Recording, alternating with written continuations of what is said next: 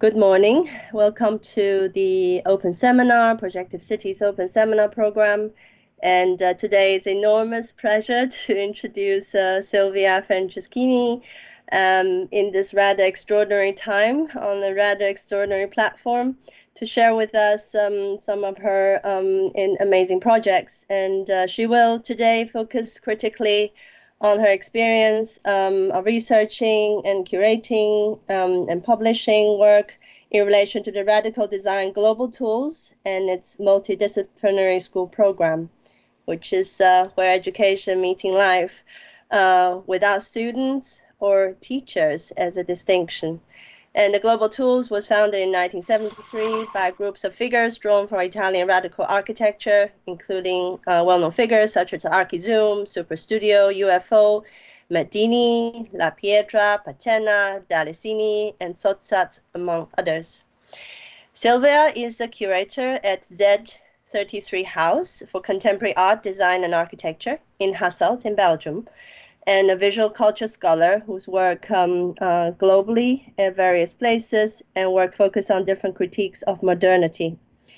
She is the co-author of the Global Tools 1973 to 1975 book, and just some snapshots of her experience before. She's done curatorial projects, including the research program, The Politics of Affinity, Experiments in Art, Education, the Social Sphere, which is a Biella 2016 to 18, and she also was in the curatorial team for the School of Kiev Biennale 2015, and the exhibition of the public program Global Tools was also hosted there.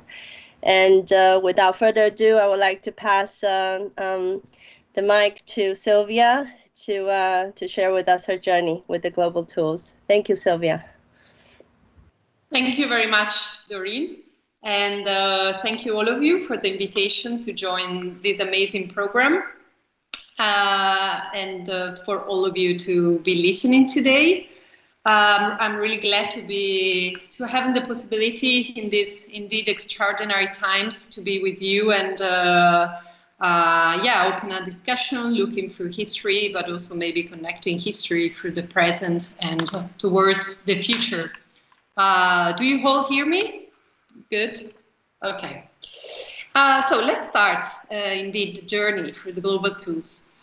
I'd like to start the discussion from this image, which depicts Milan in 1973. This is one of the main avenues of the city, and despite the presence of the horses, it looks not so different from how the situation is today, in the fact that we see quite a big city, pretty much with the stopped traffic and much more calm than in other moments of the year. In 1973, a cause of a war in the Middle East called the Kippur War between Arab and Israeli, the states member of the OPEC, the Organization for the Exportation of Petroleum, decided to higher the price and increasingly diminish the export of petroleum to Western countries. Therefore, the governments of different countries of Europe and the United States implemented severe measurements of regulation of mobility, but also of the use of electricity, and also therefore there were many changes in the way that the everyday life should be run, and also the way of producing. This created an awareness, a global awareness, one of the first moments of global awareness about the possibility of exhaustion of resources. And this was actually the peak of a moment where this awareness was spreading through many different fields. Probably many of you know the famous report called The Limits to Grow, done by the Club of Rome in 1972. Surely less famous was an important conference that was organized in Rome that was called Man, Nature and Society, on the relation between ecology and social relationships. Also in the field of design and architecture, this awareness started to pervade the level of discourse. In 1970, the famous Aspen Design Conference was completely dedicated to the subject of environments by design. And both architects and intellectuals such as Buckminster Fuller or Jean Baudrillard gathered in in a very important meeting to rethink also the connections between ecological concern and political matters. In Italy, at the time, there was a generation of designers and architects which was born at the end of the 60s and was reunited by Germano Seeland, an important art critic that just passed away last week, under the name of radical design and radical architecture. Those figures were particularly embedded in the discourse of rethinking the relationship between nature and culture, between the man and the environment, through an approach that was indeed defined radical because it was extremely provocative. It was a shock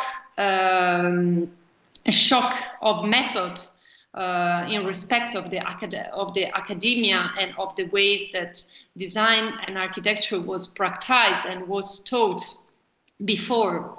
Radical design and architects were looking at the anthropology of design and architecture to look through a new relationship between the man and technology, the man and environments, getting inspiration from issues of nomadism, of rituals, for instance. These big generations of practitioners became known internationally, especially thanks to an exhibition in 1972, which was called Italy, the New Domestic Landscape, and was curated by Emilio Ambatz at the Museum of Modern Art in New York. I'm going to show you some of the participants and the projects of this exhibition because those are the people that will be the members of the experience of global tools in the following years. First of all, Superstudio, a group based in Florence, made up of architects, but also of an anthropologist, who proposed the supersurface, an alternative model of life on Earth, a model of mirrors that was replicating the experience of technology and of nature in a kind of an endless landscape where the diffusion of nature is the diffusion of plugs and the possibility of connecting everywhere. It was actually the main way of dwell the environment. Or the group, the Florentine group 9999, which proposed a vegetable garden house, a kind of an interior garden, which was not only simply a garden, but was actually a place of gathering and proposing another way of living the nature in the interior space. Ugo La Pietra, an architect based in Milan, proposed a telematic housing, a living cell that was proposing the use of domestic technology, so the use of telecommunication inside of the house for connecting larger numbers of people. Or the more radical proposal of the group Archizoom, also based in Florence, which proposed an empty environment where the only meaning that was created through this environment was actually the one proposed by the public and the people that are inhabiting it. Or Gianni Pettena, who was not part of the New Domestic Landscape exhibition, but was anyhow a relevant figure of this generation of people. At the time, he was teaching in the US, and he was experimenting some ways of teaching that were taking students out of the school, out of the classes, in order to experiment in nature. As we see in this installation, which is also a pedagogical exercise, the tumbleweed catcher, kind of a skyscraper that is built with natural material and with the accumulation of tumbleweeds as far as they encounter the limits of the city. So basically an architecture made by wind and made by only by natural materials. Another key figure was Ettore Sottsass, who together with Fernanda Pivano, his wife, an important translator of the Beat generation, he gave life at the end of the 60s to an important magazine called Pianeta Fresco, a magazine that was taking to Italy all the debate about environments, ecology, but also pacifism, racism, anti-racism that was going on in the US. He was translating it to Italy and bringing it inside of the debate of architecture.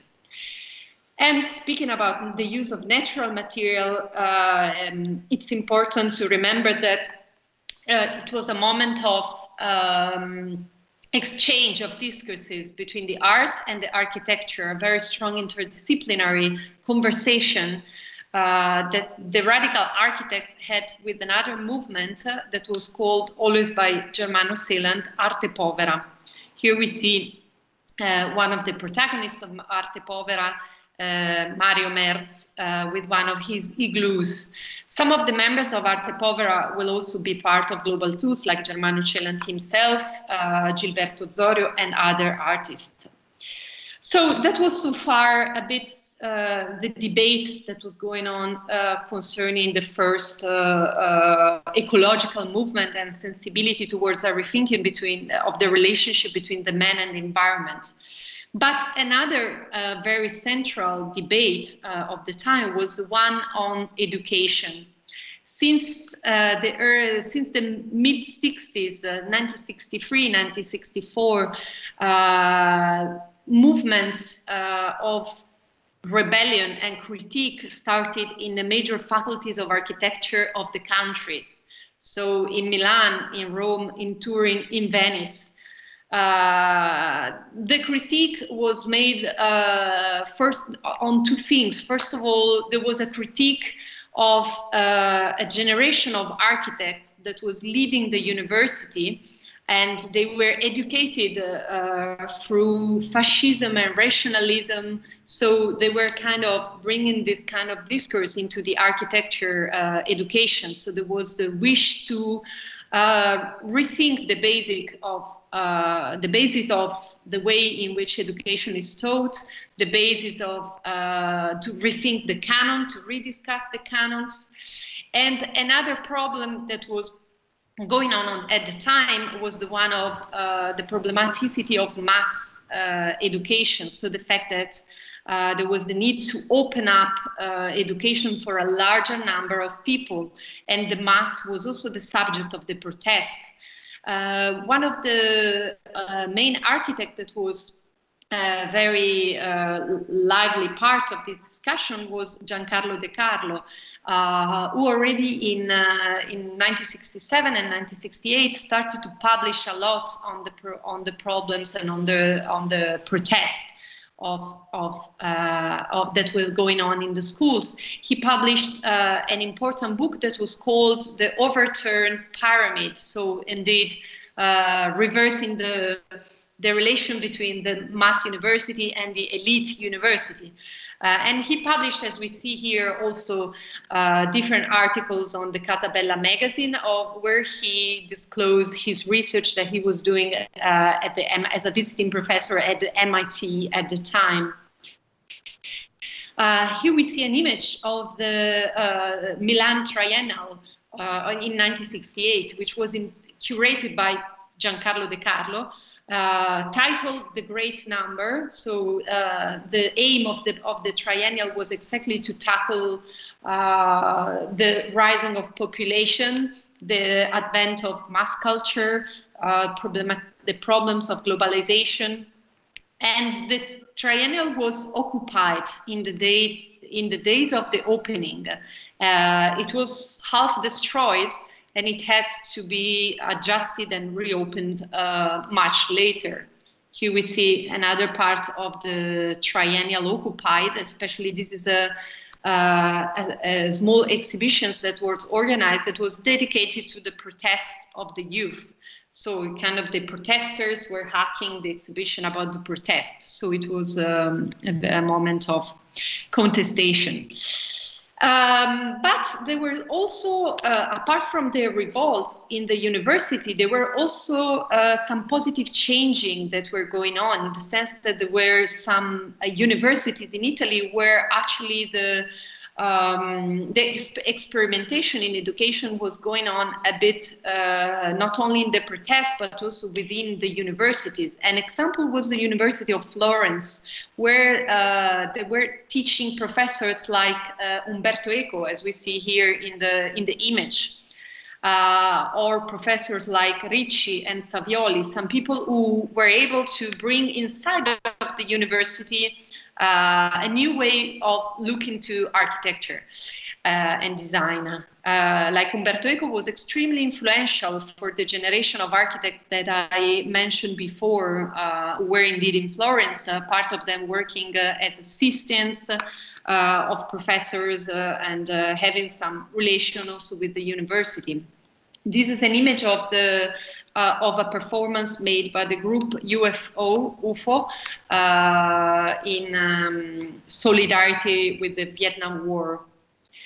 Another university, in the University of Turin, an important symposium was organized in 1969, what was called Utopian Revolution, where not only the Italian groups took part, but also many important international participants, like, for instance, Iona Friedman or the group Archizoom. And also, close to it, there were other forms of experimentation with education. That was the fact that education was also becoming a project, the project of education. So, like, for instance, Superstudio and the group 9999 organized one of the first form of alternative schools, which was called the S-Space, separate school for expanded conceptual architecture. And it was the idea of a school organized as a festival, as a mondial festival. You cannot read now the manifesto, but this is a manifesto for the organization of a year of the school, which was organized as a festival.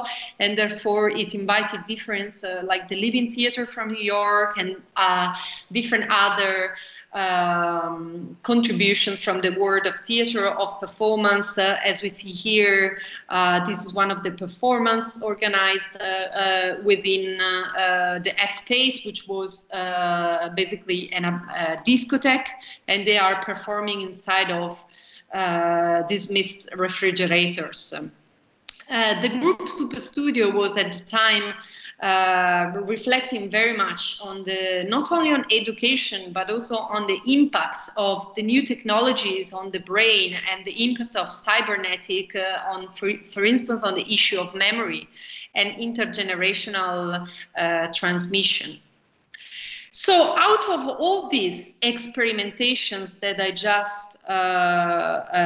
just shown to you, at some point was born the idea of reuniting all these very different groups, very different sides of the avant-garde of radical design into one single initiative.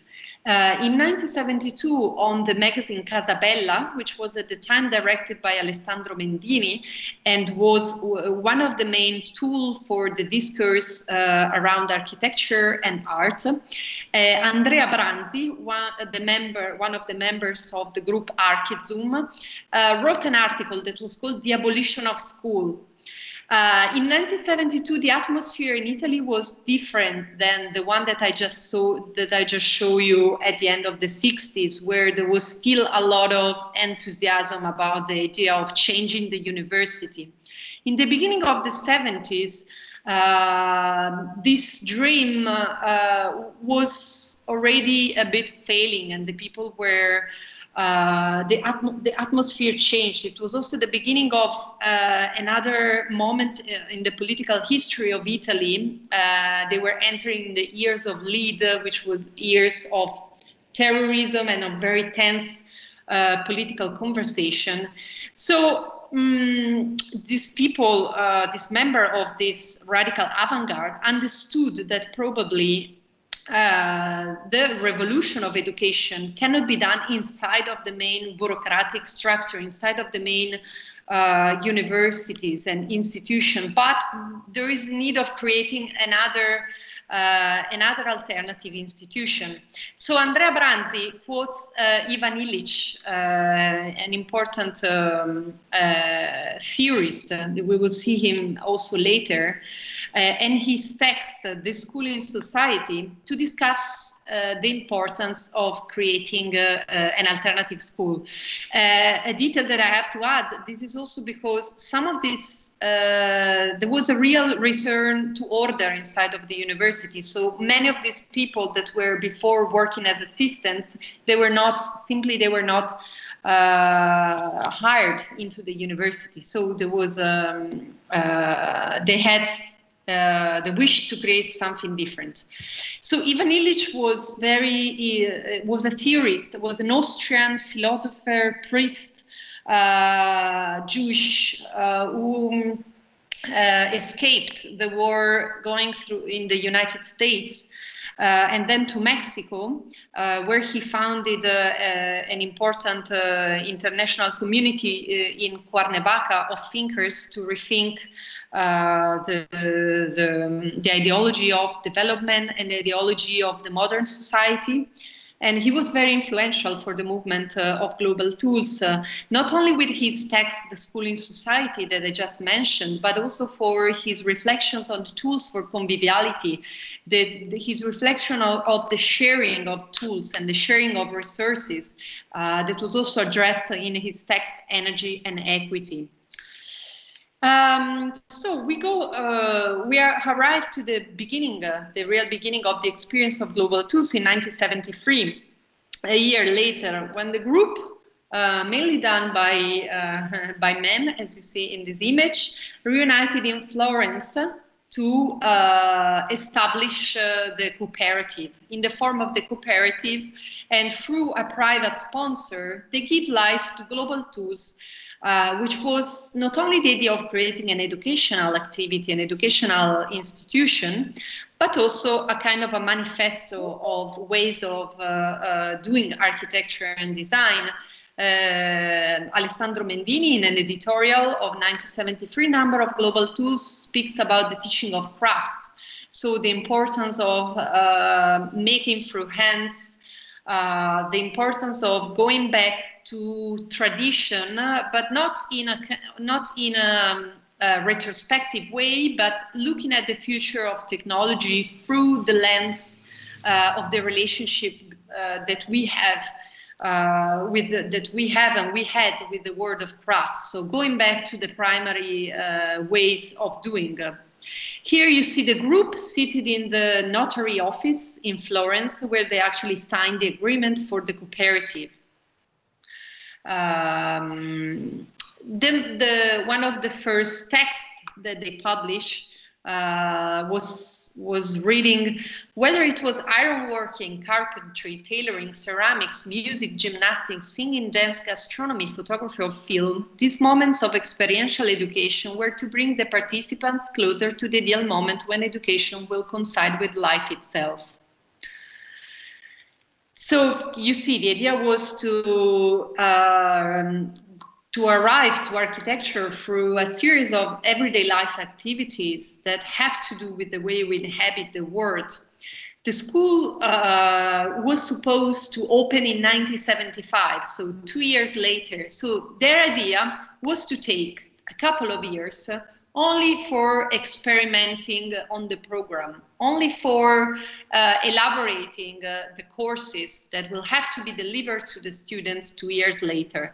So they divided the group of founders into 5 categories of investigation, which were body, construction, communication, survival, and theory. Of course, as you see, these are not classic university course, but as they say, they were the main kind of concern that they had at the time in respect to the discipline. They were not calling, they were using not the word students, but they were also calling the people that were supposed to attend these courses participants or workers, in an idea also to reverse the relationship between indeed the teacher and the students in an initiative that was supposed to have neither teacher, neither students. This was the program that they, the didactic program and the program of work for the year 1974-1975, which, as I said, was thought as a preliminary year, but that was started to be open to the public anyhow. It was small public that decided to take part in this propedeutic year. Here you see them in one of the seminars that they organized in the country house of one of the members of the group 9999. Ettore Sottsass was named the president of the cooperative, because anyhow, even if they aimed at an horizontal organization, there was the need of a president. He was important not only because he had more or less 10 years more than the others, so he was of an older generation, but because also he was taken into the experience of global tools. All the experimentation that he had years later, in the mid-50s, in the experimental laboratory for the Imaginist Bauhaus, which was a laboratory organized in Alba, a small city of Piedmont, the region of Piedmont, together with some of the figures of the Situationist International, such as Asger Jorn, Guy Debord, and also with the Italian parts, so Giuseppe Gallizio, Enrico Bai, Piero Simondo. And in this laboratory, Elena Verrone, in this laboratory, the idea was to rediscuss the union between art and design, a union that in the new school of Ulm, created after the Bauhaus, was actually separated, because in the school of Ulm, the arts funded by Max Biel after the closing of the Bauhaus, the art was excluded within a vision of education of design that was mainly, that was mainly technocratic. So the idea of this counter Bauhaus was to go back to a union of the disciplines, but also a union of gestures and the importance of gestures in the making, and many of the values that will be relevant for Global Tools after. So, as you see, Global Tools was organized under this thinking of laboratory situations. Laboratory situations that were first of all intergenerational, so they were open to adults as well as to kids. There was the idea of learning from kids, because kids don't know nothing about the making of architecture, so going back to the idea of primary knowledge. And also these laboratories were supposed to be spread through all Italy. So the idea was that the school didn't have a base, but the school was supposed to happen wherever people wanted to activate it. So here we see the activation of the laboratory in this seminar in the country house. And here we see another application of the Global Tools laboratories in Naples, by one of the members, which is Riccardo Dalisi, who in one of the neighborhoods of Naples called Rione Traiano, which was one of the neighborhoods which was more affected also by the mafia, how can I say, kinds of organizing and recruiting kids for their activities. So the ideas of the laboratories of Dalisi was to bring his students of the architectural faculty to work with the small kids from the street in order to have an exchange, keeping the kids busy and learning from the kids and the kids learning from the students. So kind of a completely different ways of learning than the one that you can have in the closed faculties of architecture. And they were experimenting with natural material and with what he was calling the poor technique, as we see in these articles for Casabella, the one at the very center that in English reads Experiment of Poor Technique and Collective Participation. The concept of collective participation was very much inspired from the writings of Paulo Freire that in the 70s were, together with those of Illich, were translated in Italy immediately after they have been published in the US and in the UK. But also from many other inspiration, like for instance, the theater of animation that was going on in France and in the south of Italy also. So it was a mixture of references from popular education, subaltern thinking, but also theater. And Dalisi wrote a book in 1975 that was called indeed The Architecture of Animation, that was summing up all his elaboration of working with kids and with the popular districts of Naples. Here we see other images of the beautiful, very beautiful structure that they built with wood, but also with iron, with a lot of young people in the area, or they were using textiles, stones, threads. All this experimentation that were going on in different parts of Italy were then theorized through the bulletins, which were the publications that the Global Tools produced. This one you see is the one dedicated indeed to the theme of construction that you see indeed the images of the Dalisi laboratories. And the subject of construction was indeed maybe more what has been called some years later the one of deconstruction. There was an anticipation of deconstructive architecture in the way that they were criticizing not only composition but also the use of materials and many other canons of building.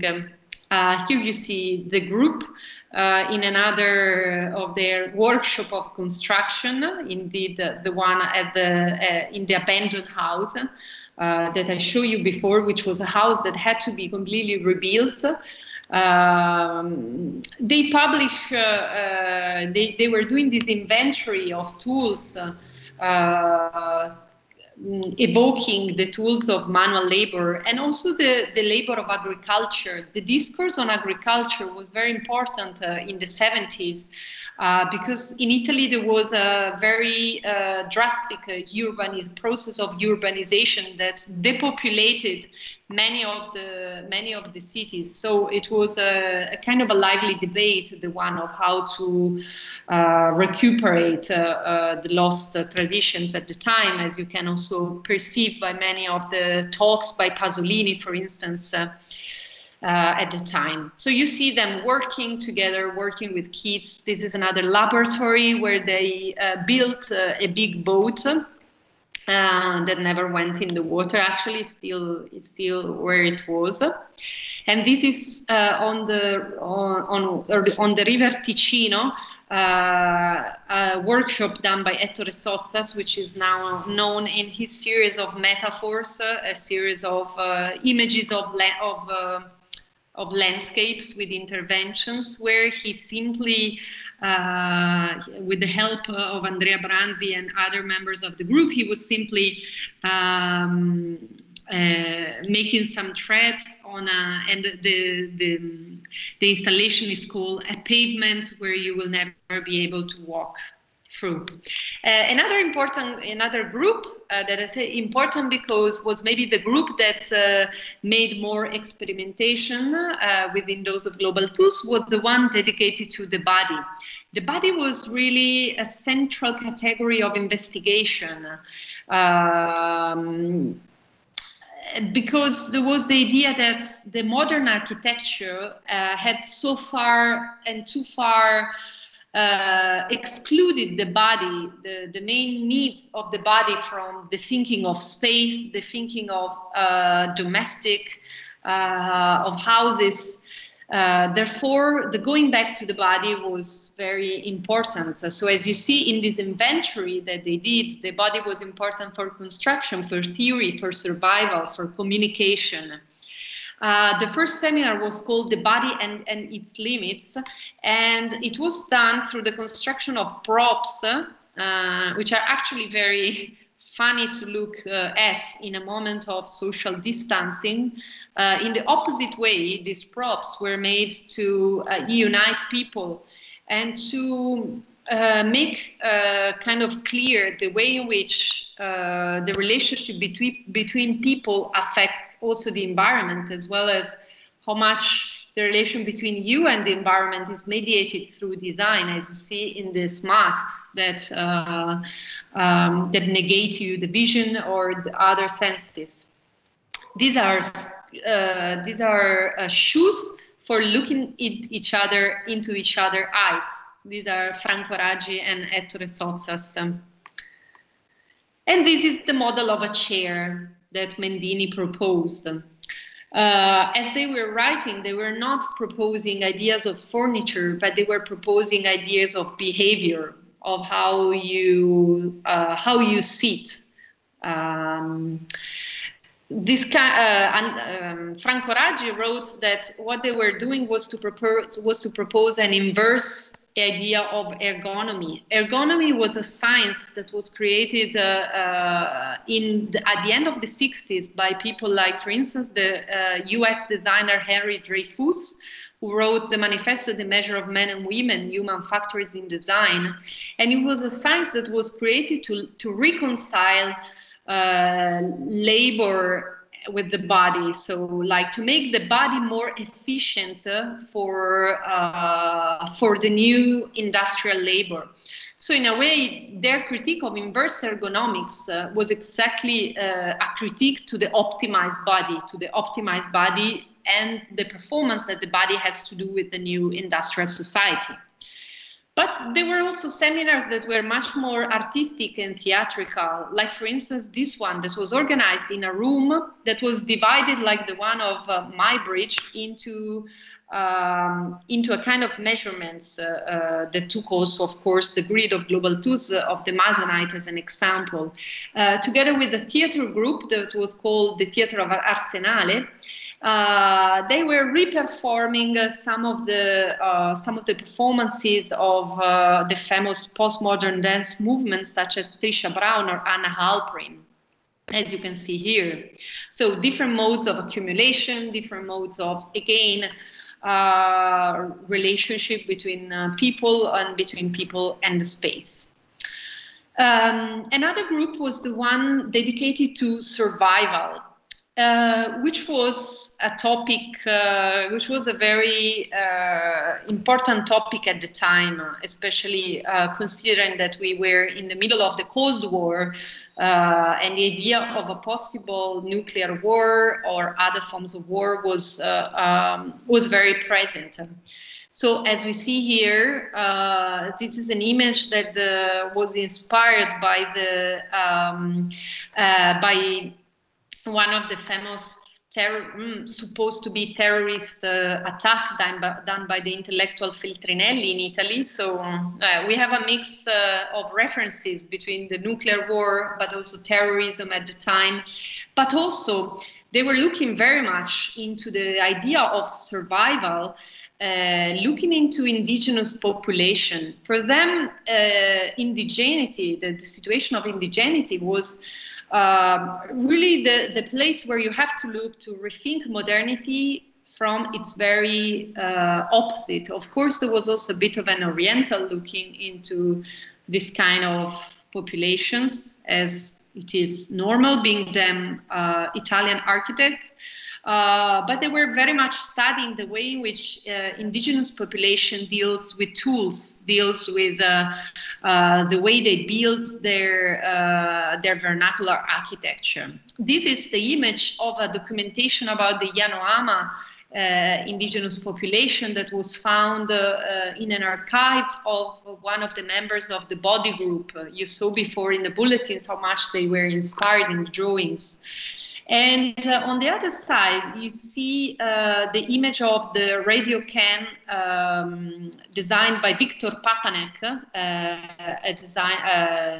an American designer, that was featured in one of the Casabella magazine of the time under a big debate on the relationship between design, development, and underdevelopment. So this kind of discourse was also very, very present in the debate at the time. So here you see again an image of the group into the country house, an image of the activities they were doing that were also very, in a way, Goliardic. And here are some drawings that they produced during a drawing workshop, always in these days.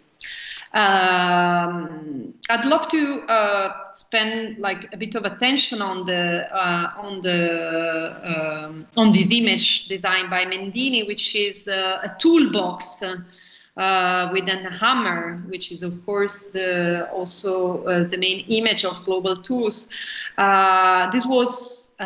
This made Global Tools part of a wider discourse at the time on the idea of do-it-yourself and kind of self-made technologies that was indeed wider. It was indeed international. Another material that was present in almost all the archives of the member of Global Tools was the Wolof catalog that you all, I think you all know, these yellow pages called the Yellow Pages of Culture catalog, where you can find every kind of knowledge about your everyday life that you need.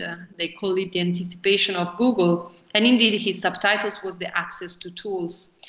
But also there is a reference to other kind of manuals that the historian Simon Sadler called forms of American encyclopedism, the idea of trying to create encyclopedia. This was, for instance, the famous publication Shelter, that was a collection of shelter and of construction, self-made construction in different kinds of the world.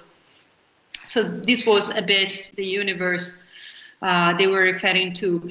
I think that if you look into this image that puts together the hammer of Global Tools and the word, the earth of the Wolof catalog, it's quite symbolic to discuss also what was the passage between the word international to the idea of globalization. Because the hammer refers a bit to kind of an old, a kind of a symbolism of international communism, of transnational alliance of workers, but also of cultural workers. That was something that the Global Tools wanted to appeal to. But there is also indeed the title, the Global Tools, that refers to a contemporaneity of globalization. So the movements of the mid-70s made this transition actually from the idea of an internationalism to a globalism of tools. Indeed, always the historian Simon Sadler defined it the tool globalism of this kind of phenomena. Another group had to do with communication, which was indeed another subject that also this magazine put to the front. The group communication reflected on mainly on the impact of the media sphere on the everyday life and on the mass communication. One of the seminars that they organized was called the Global Tour, and it was a trip on a boat on the River Rhine, done by 3 of the Global Tour's protagonists, La Pietra, Sottsass, and Vaccari, who is a conceptual photographer. The choice of this River Rhine, of the path, was to counter the Orientalism that was going on at the time and this idea of Oriental travel through the West and East Coast or in Asia. So they choose a kind of a dystopic scenario, which was the post-industrial Middle Europe. Where they stayed in the boat for several days, documenting the very simple interactions going on in the boat between the people, between the waiters, and so on. And they documented through this photography. And finally, the group theory was a group dedicated to the rethinking of the relations between theory and practice. They advocated the idea of discontinuity.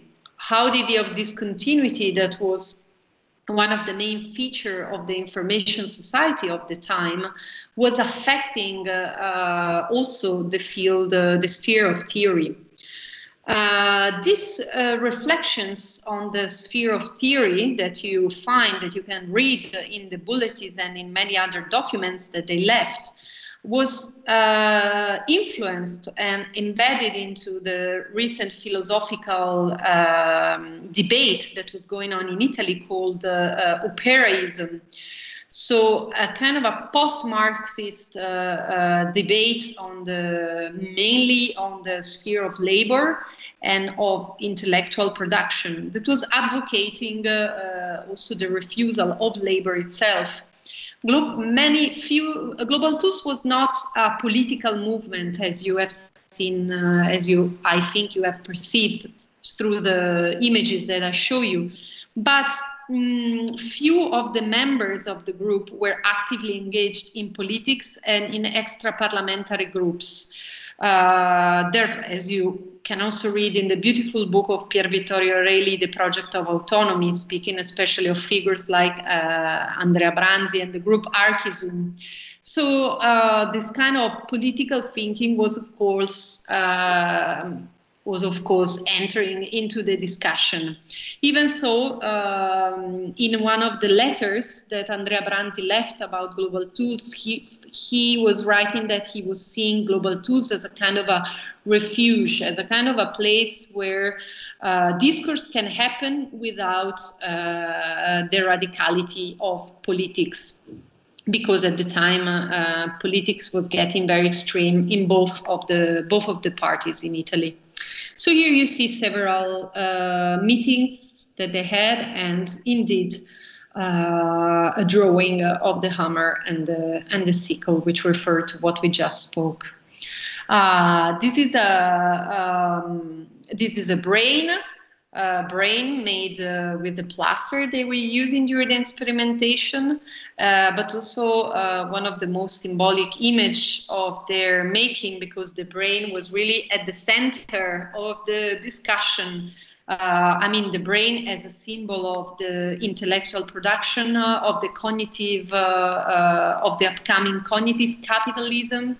Here is a quotation to Piero Manzoni and his artwork that is called The Sheet of the Artist, which very directly speaks about the commodification of the brain. So. And here with this letter, we arrive to the end of the experience of global tools, because this is the letter for which Superstudio is a letter of resignment, where they say that they don't want to be part anymore to the group. Actually, what happened is that the main sponsor of Global Tools, who was a private gallerist, which financed Global Tools with the idea that they would have produced also some artistic experimentation that will be later shown in the gallery, decided to withdraw his funding to the initiative. So, so the members of Global Tools called for an auto contribution and auto support to the initiative, but this was not approved by many of the members. Such as Superstudio, for instance, but it was not only the issue of contributing to the program, but it was more the fact that the members of this experience were indeed very different. It was very difficult to reunite these very different visions. It happened for a couple of years, but in the middle of the 70s, there were different roads were opening to them in different directions, like, for instance, the possibility to producing objects for industry. And some of the members decided to go through this direction. On the other hand, others decided to keep that they wanted to keep another philosophy of making. So that was the moment in which the community disrupted and the group folded apart. So the school in 1975 never opened.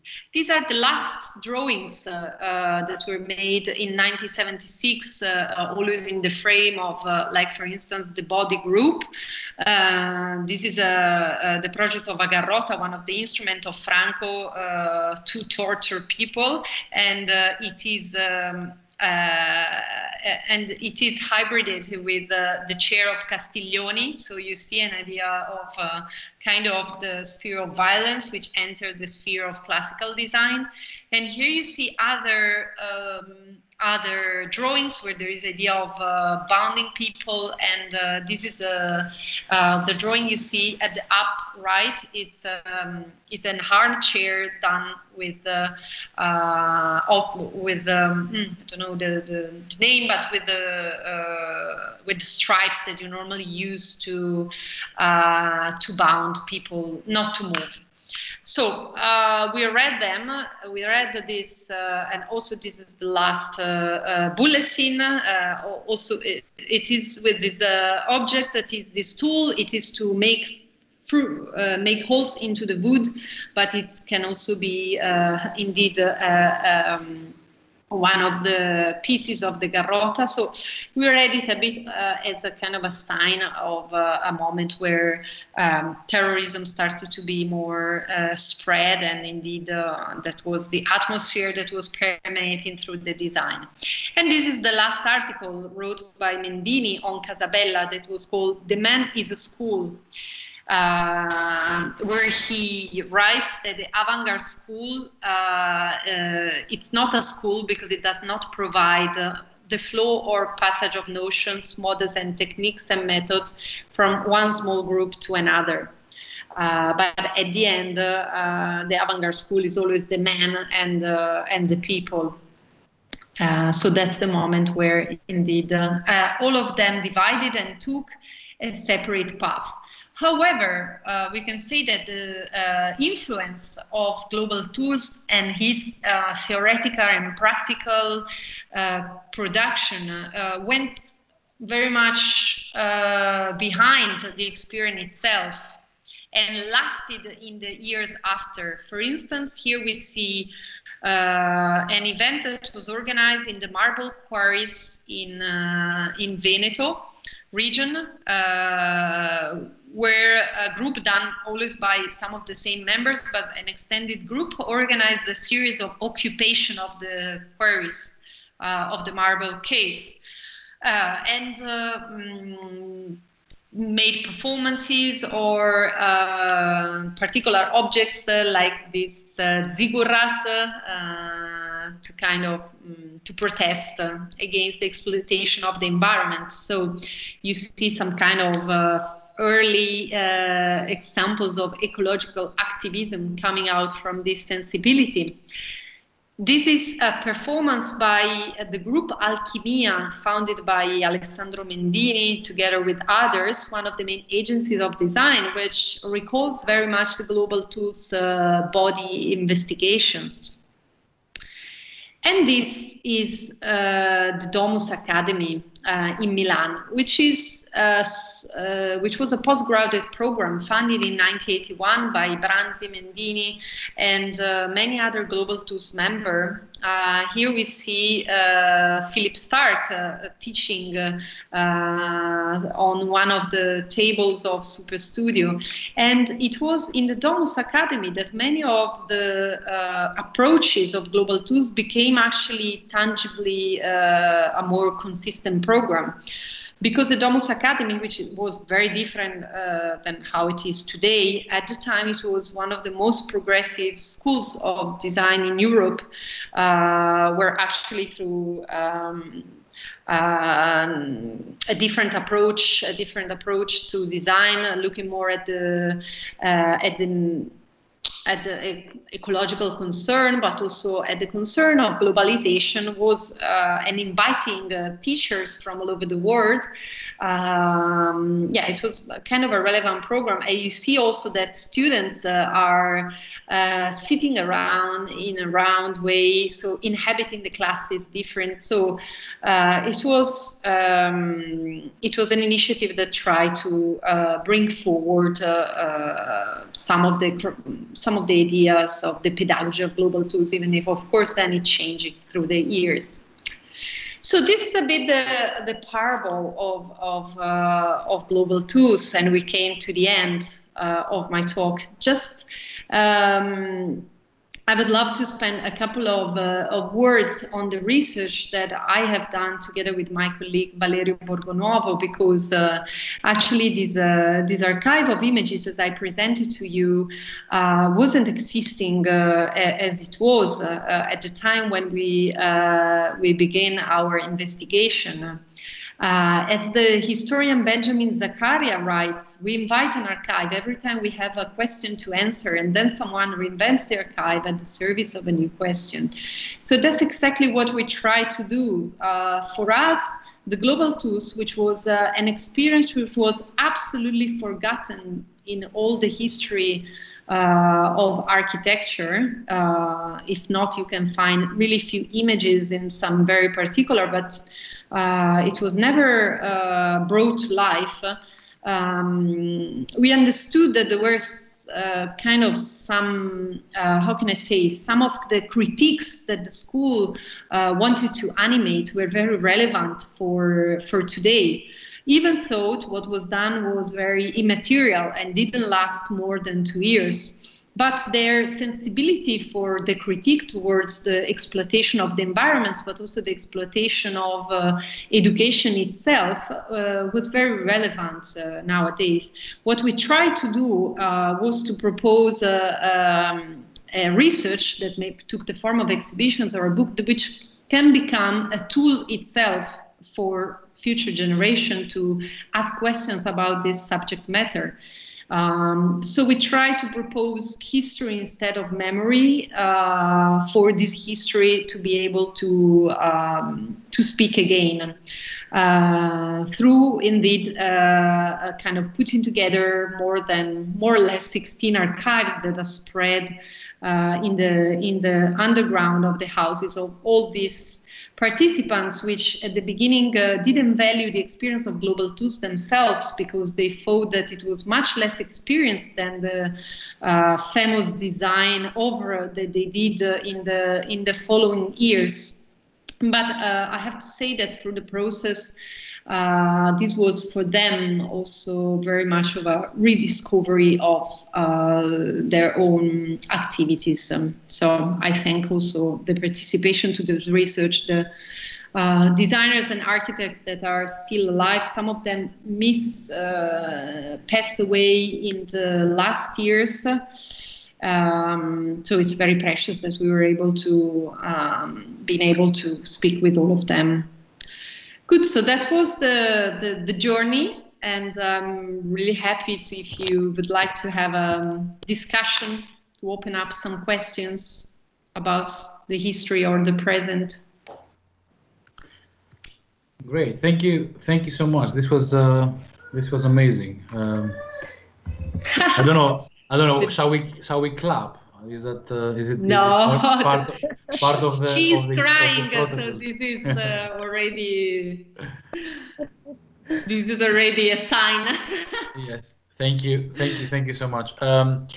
I think we should open the floor to questions. I just want to ask one myself, if I may, which is if you could speak a bit more about the relationship between the global tools practice and projects with anthropology, or let's say radical anthropology, because I think this is something that somehow to me seems slightly overlooked, not by you, by others that they study these groups. So if you could speak a bit more about how they approach this literature, or if you found things in their archives that you find fascinating, connecting their practices with radical takes on anthropology and ecology. Okay, thank you. Yeah, of course. Yeah, there was one of the main figures that took the anthropological discourse into the global tools was Piero Frassinelli, who is an anthropologist and a member of Superstudio. He's still teaching anthropology now, and he took anthropology inside of the discourse. Let's say, apart from him, well, first of all, they were calling into the bulletins. We found they were calling the global tools not as a school, but as an idea of auto-anthropology already. So the pedagogical method was an auto-anthropology. The idea of an auto-anthropology was an idea to use anthropology to criticize mainly the consumer culture. The consumer culture and the way in which design and architecture are allies into are tools of capitalism and of consumerism, basically, at the time. So the idea, so I think that anthropology, and they were looking at different anthropologies. For instance, they were quoting Margaret Mead, famous American anthropologist. They were quoting Durkheim, Lévi-Strauss. Also, we found many quotations of him. So for them, anthropology was exactly a tool of critique. Plus, there was also a kind of and this was, I think, the more conscious way in which they were using anthropology. And additionally to it, there was indeed also a fascination for the objects of anthropology. As I show you, we found different materials of magazines, related journals of research into indigenous culture. Indigenous culture that for them were a very important example. And also reference to anthropology was also the one of the debate on the tools of the relation between design and development. So how design and architecture has been used in the 70s by the NATO and the main countries of Western countries to develop through the means of our modernity, to develop other countries. So in a way, all these debates were taking place. In the case of global tools and of radical architecture, it was a mix of conscious and unconscious taking on anthropology, because among a group of more than 30 people, only one was a person who professionally studied anthropology, and anthropology was not taught at the time in the faculties of architecture. So I wouldn't say that there was a very how can I say, conscious or academic knowledge of the discipline, but in a way they mention it very much. Also, anthropology was a very relevant subject at the time, also in the sphere of art in Italy, and curating. There was a famous exhibition in 1972 in Bologna organized that exactly refers to the anthropological turn in design and architecture. Also, I don't know why I didn't see the slide. Maybe I can look for it, but or maybe it's better not. But the members of Global Tools, let's leave it as it is. The members of Global Tools, after that the Global Tools ended, the Superstudio group founded a course inside of the university, which was called the Extra-Urban Material Culture. This was the idea of bringing some thoughts about anthropology inside of the real university.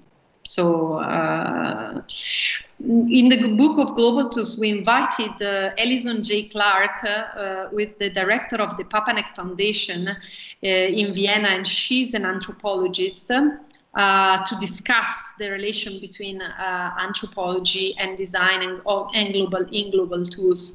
And she made a very interesting analysis between the way in which Papanek, for instance, used anthropology and the way in which Global Tools use anthropology. In another, concerning the issue of ecology that you just mentioned, in an article that I wrote, I speak about the idea of a pre-ecology of design, because as Mendini told me once, he told me that the word ecology was not so spread indeed at the time. Of course, as we all know, there were important books written about, I don't know, political ecology, or, I mean, the discourse was there, but as I've shown at the beginning of the lecture, it was very present also in the experimentations of design and architects, but not in the theoretical shape that we are used to address it now. So they were not speaking about ecology as Mendini underlined. They were using more the word environment as a kind of a way of approaching the relationship between man and nature. But of course, the reflection was extremely present. Both in the radical architecture movement as well as in the Arte Povera at the time. It was, of course, a discourse on ecology that was very situated into the Italian culture of the time. So, as I said, in the passage, in the problematicity of rurality, for instance, the passage between the rural society and the industrial society, so also the labor that is connected to ecology, so maybe not exactly to other problematics that are present nowadays, and yes, of course, the problem of resources, not only petrol, but also, for instance, the quarries, the caves, as we have seen. So the ecological concerns are very readable into the experience, even though they're not so manifest. Yeah. Great, thank you so much. Anyone else? Can I ask the obvious question? So where is the missing subject? Where are all the women in that project? No, that's a very common. That's an important and I have to say common question, in the sense that it's something that has been asked a lot. There were some women participating in Global Tools, but actually they were relegated to they were not. There was a woman that you saw it also in one of the images. She's a member of the group Archizoom. So she was there, but she's the only female in this group that is made by men. So yeah, they were mainly men, I have to say. There were other women collaborating also, but they were more like the secretary of Global Tools was a woman, an important designer, Paola Navone, who took the secretary role. And so in the images you see other women appearing, but of course the main, I mean, all the radical architecture movement is a kind of a male movement.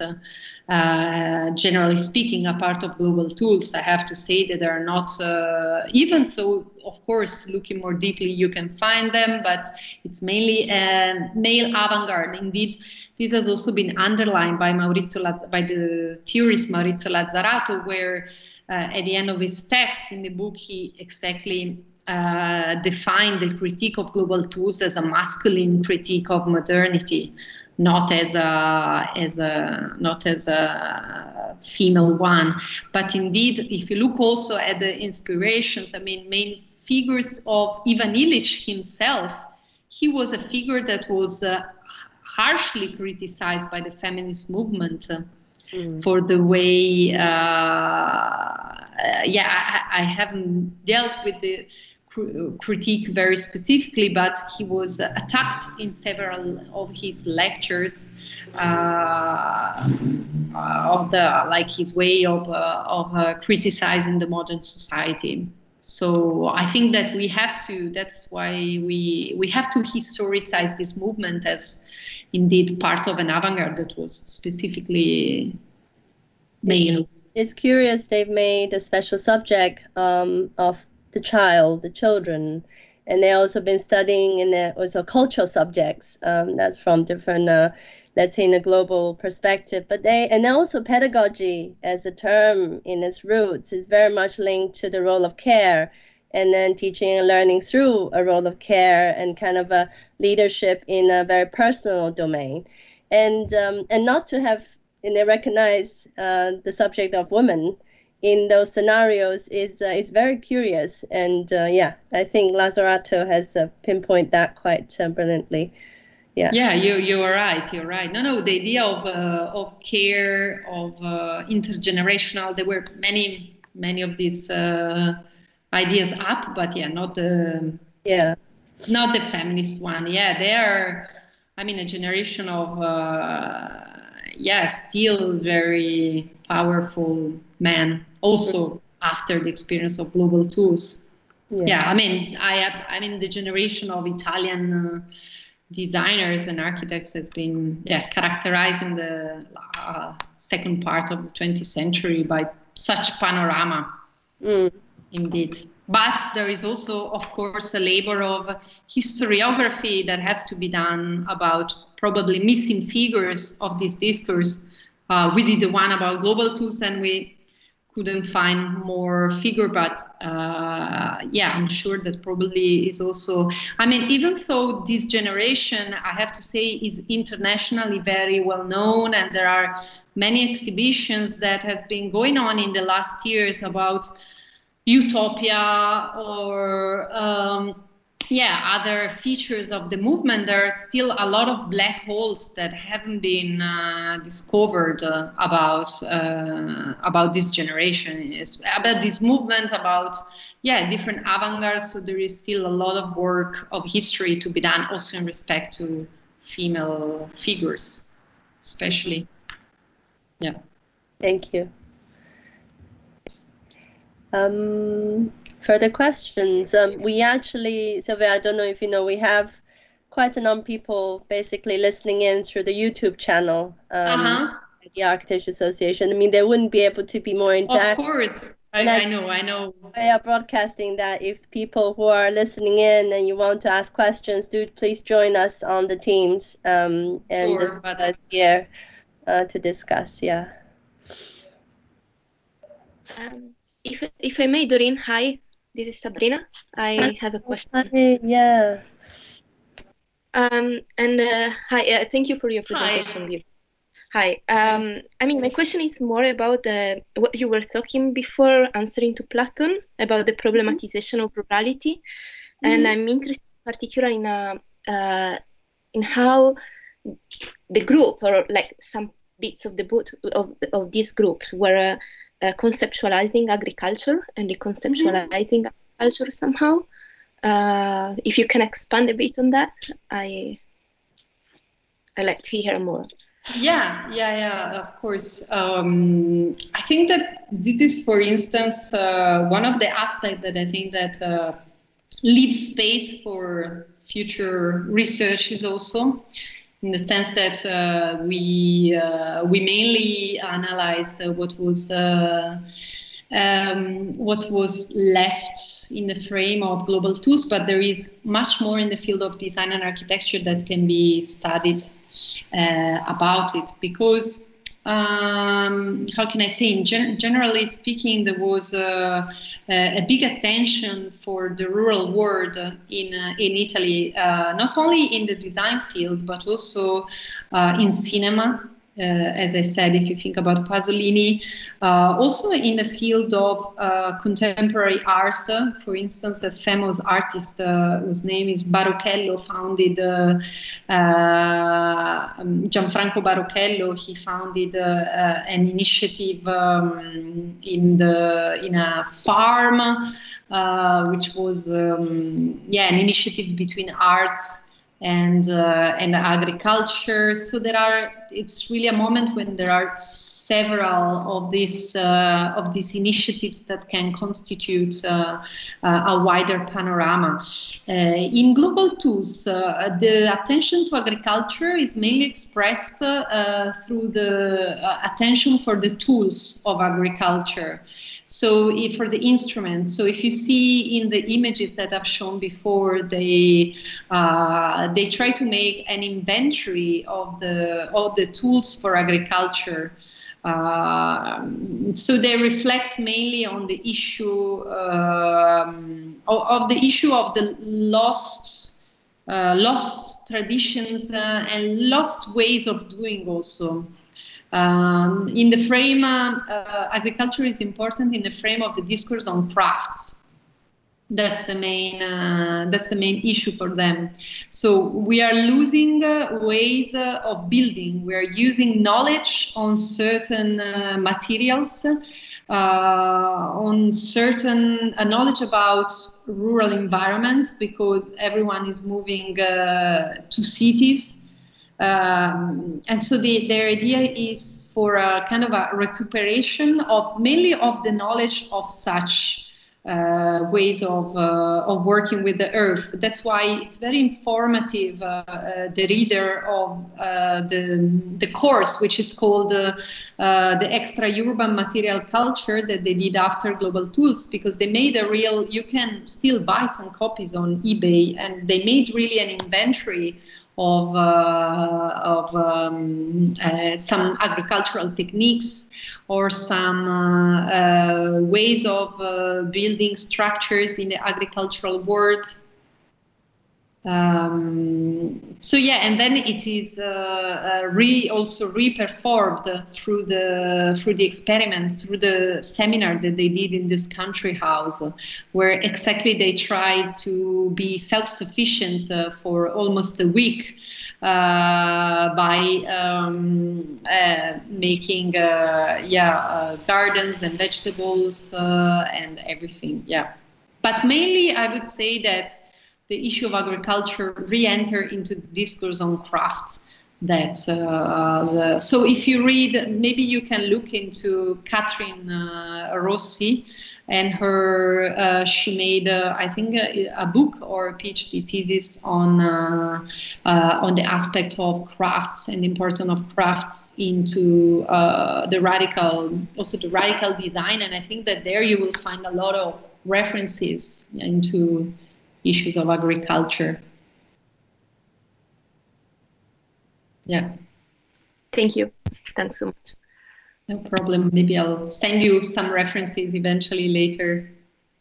Yeah, I mean, if you can, it'd be fantastic. Yeah, sure.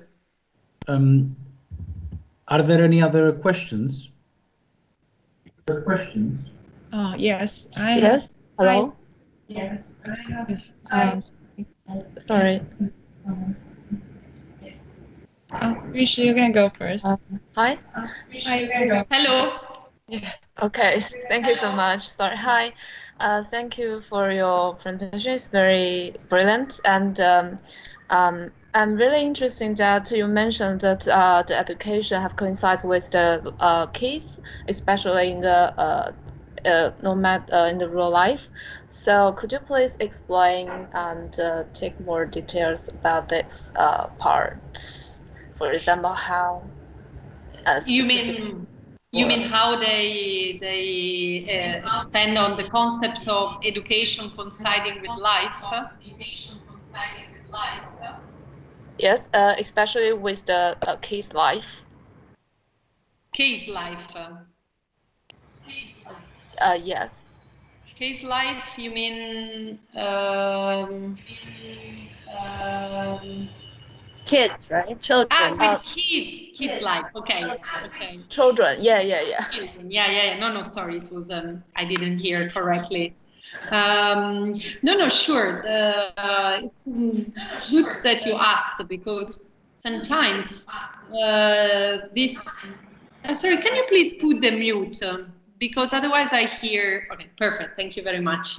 No, I was saying that it's good that you asked this question, because sometimes people read through the title we gave to this book, to this research, the quotation of their words, the idea of education coinciding with life.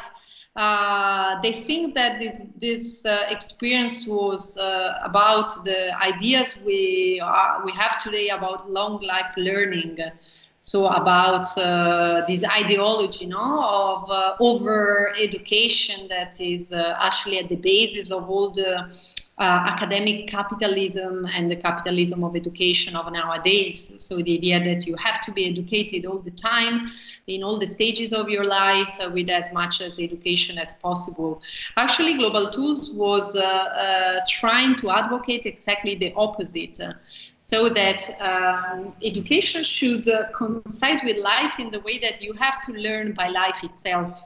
So the education doesn't happen into the classes, it doesn't happen into the real school, but it happens in the activities of the everyday life, which could be also being with a group of friends and other practitioners in a specific moment and try out yourself some techniques, some ways of doing. So you learn through experimenting, you learn through situations. That was the main idea. And they were, as I've shown at the end with the images of the brain, they were indeed very critical of how education was indeed becoming an object of the market. So that was their idea of merging education with life. In this idea that you have to learn from your life, of course, there was also the fact that children should be included into this kind of experiments. As Doreen said at the beginning of the lecture, we see nowadays a moment that where schools are closed, so it's very hard to separate your family life with the actual life. Unfortunately, we are only sitting in front of the screen. So what we are doing is that we have children in the screens, but in the ideal situation would be the idea that we have to bring our kids inside of the pedagogical experiments. For them was an idea of that we have to learn from kids and the way they approach architecture. So we don't have to, so it was a critique to modernism, not to the fact that modernism was creating the idea of the expert society. Experts should go to every kind of places on earth to tell every kind of population how to make architecture, how to make housing, how to build your environment. And this idea of an expert society was very much criticized at the time by many people. And so for them, the kids were the image of the idea of learning from the very ground of architecture, learning from zero, basically, no? So starting from the basics of experimentation. But also, of course, it was not only that, but there was also an attention. I mean, in Italy, you have to know that the idea that the pedagogy of architecture and design for kids has also a whole history. There are many experimentations, like, for instance, it's important to know a figure like Bruno Munari. Bruno Munari is a designer who is an important designer, also industrial designer, who dedicated a lot to the pedagogy of design for kids. So this is also, and also after Global Tools, I didn't show that. Maybe I should in future presentations. There were other initiatives that were created after Global Tools, especially of cooperatives that were teaching design and building techniques to kids. So there was a whole attention for the pedagogy of design and architecture to the younger population. Yeah, something that I think it's something that should be done more also in these days, probably. Okay, thank you.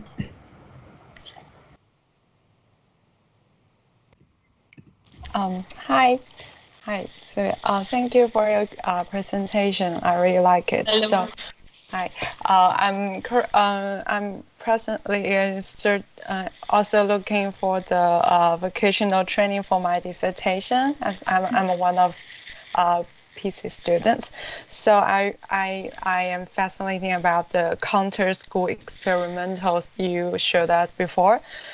So I wondered, does that mean it's also a part of the discuss you just had with Yunshi? So does that mean there's no need to have this kind of specialized training or education in our current, or not our current, but at that time for their education system? I want to hear more about that. Yeah. Thank you. As I was saying, for them in the 70s, there was a moment of disillusion about the changes that you can bring inside of the universities of architecture. So if in the late 60s they were all manifesting, occupying, trying to change the institution from within, after that the protest moment ended and there was a return to order inside of the faculties of architecture. Mainly in the beginning of the 70s, there was an idea that all the experimentation should happen elsewhere. So not anymore in the university, but elsewhere. So that's why they started to but that was also because I think that what the 1968 left a very big changes also in the general society. So there was some kinds of ideas of gathering and living together was anyhow an heritage of that period. And so there were a few experiments that these architects were doing before Global Tools to try out some methodologies of organizing and alternative forms of education. The one that I mentioned before, and I can send you also more literature if you want on the subject, was the one of the S-Space, which was an initiative that lasted only a few months. And it was a separate school for expanded architecture. And it was very interesting in the way in which they united the idea of architecture with performing arts. So the school was organized as a festival, and it was made through happenings. The happenings were, for instance, gathering in an empty pool, where you can organize a conference of architecture and the relation to water and other natural phenomena, looking at the night, so very temporal phenomena. Yeah, everything that can be more situational and related to the environment itself. And also different theaters, experimentations, and so on. So all these kind of small schools as also the global tools were organized completely as an alternative of the university, always with the help of, I don't know, for instance, in the S-Space, there was the help of a discotheque. In the global tools, it was the case of a gallerist. So finding the different interstices, I think it is comparable to how nowadays, for instance, we use the field of contemporary art or biennials or this kind of alternative system to the academia to organize some alternative pedagogical experiments. It happened later, as I show with the Domus Academy, that some of these, or with other experiences, that some of these investigations were taken back into the real academy. So there was later an effort to bridge experimentation and the real academia. But this happened later. In the 70s, it was voluntary, the idea of making this happening outside, as an alternative. This is also kind of the discourse between the alternative, the official, the relation between inside and outside is of course a discourse that can also be taken to today and has been raised very much in the times that I was in the time of the Global Tools projects and exhibition. And as it claims, the exhibition about the Wolof catalog by Ansel Franke, I think that one of the main answer is that nowadays there is probably no outside. So the fact that all these pedagogical experiments are taking part inside of a system is also inside of a cultural system. So it's quite difficult to see them as alternatives, but still it's something that can be also investigated further, I think.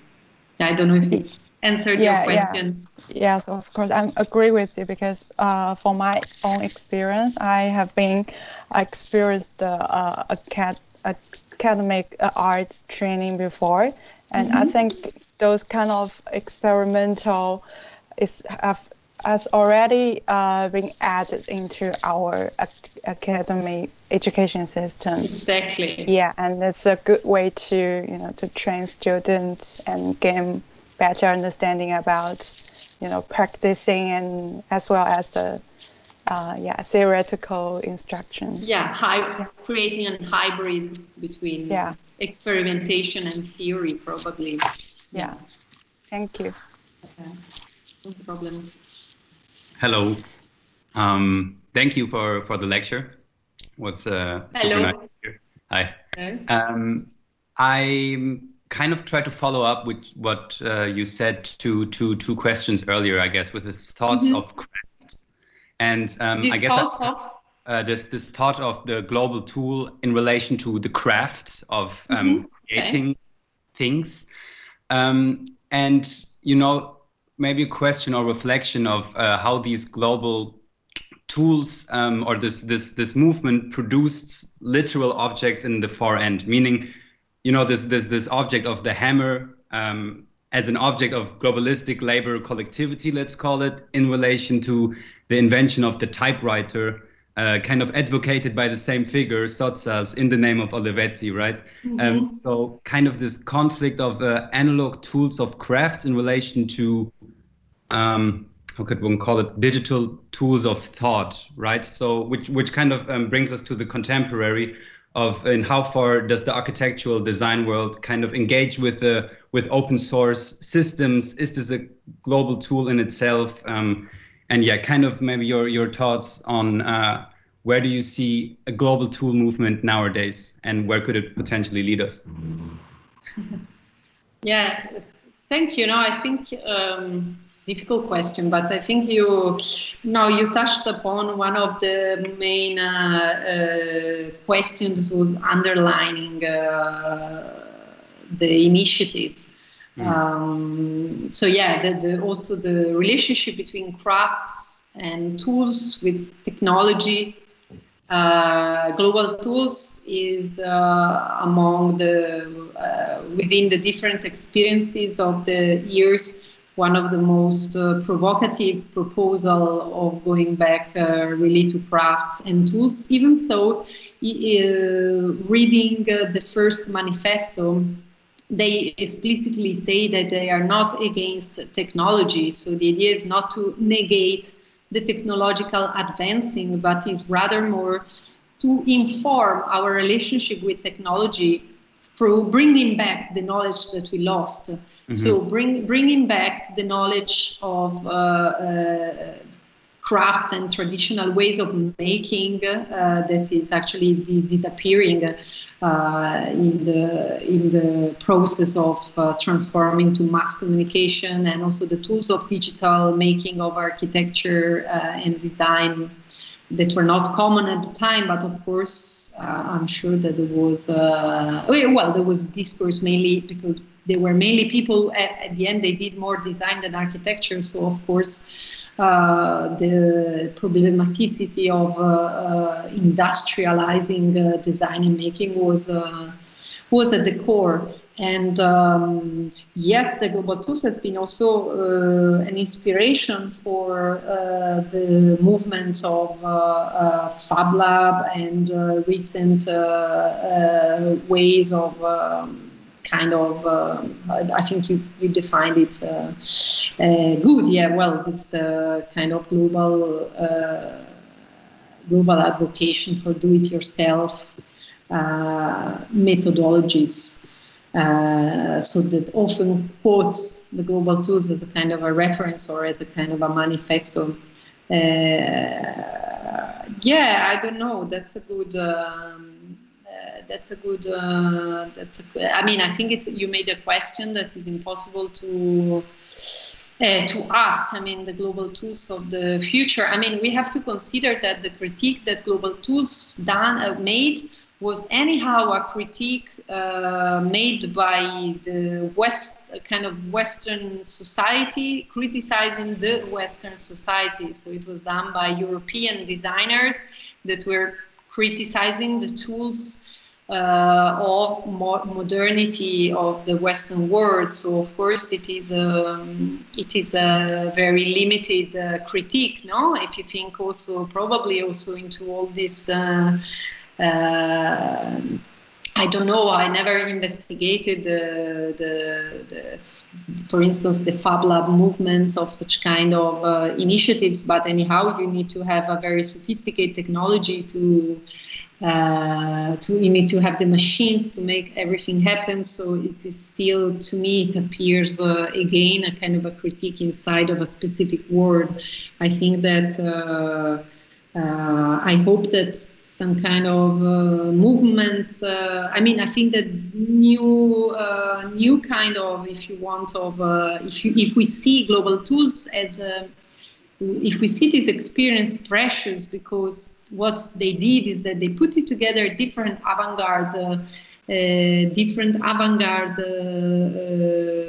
groups to reflect on the present. This is still something that should be done more often. Well, I think that it's very common that we do it through technologies, but I think that, the interdisciplinary exchange on things should be done, but it should be looked with a wider acknowledging of the history that modernity and the application of Western modernity had also in non-Western countries. So now we have the tools, we have the post-colonial critique. We can look at the effect that our modernity had not only in our Western society but also behind. So I think that we need to reflect on global instruments a bit wider. I think we need to look into all the studies that are looking into like indigenous epistemology, non-Western approach to. There was a beautiful publication that was issued recently, indeed, about the categorization of indigenous architecture. So I think we have the tools to expand our vision a bit behind the critique they did, also taking into account what Doreen said about all the feminist discourse. So in a way, I aim for a more transactional approach to this kind of ecological and material culture critique. Yeah, I don't know if this answer. Yeah. Thanks. Shall we take one more question if there is one, and then we can close the session. Is there any other question from anyone? The little one has a question.